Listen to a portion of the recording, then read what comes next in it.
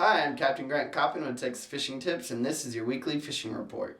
Alright, this week over on the King Ranch shoreline, we've had a little bit lighter wind, so we've been able to get over here onto this shoreline and get some good reds and trout. The reds are up tight to the shoreline. I've been using cut skipjack, it's working. Find those potholes up and down the shoreline, throw some cut skipjack in there, and for the trout, earlier in the morning, just drift with poppet corks and live shrimp, or throw some croaker into this 3.5, 4 foot of water.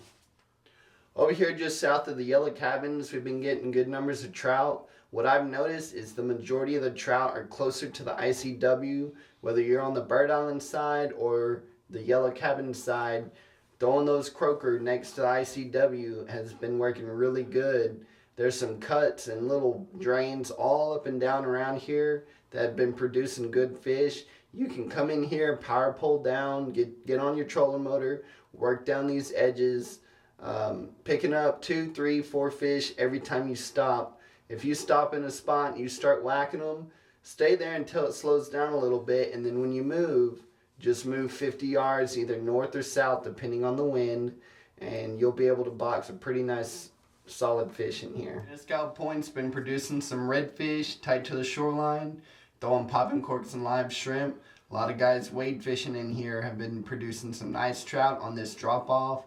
There's a sandbar that runs all the way down along here where that white cabin used to be. That's where we've been producing some good trout, throwing croaker right on the drop off, and those redfish are up tight to the shoreline. Okay, over here in Yarborough Pass, we've been getting good numbers of trout just drifting down this grass line. Also, the wade fishermen have been able to get some good quality fish on topwaters up here on this sand flat. There's a few scattered rocks in here, so be careful when you're getting up here in about waist deep water, knee deep water. There's a little bitty like cinder block size rocks in here, so be careful when you're running through here.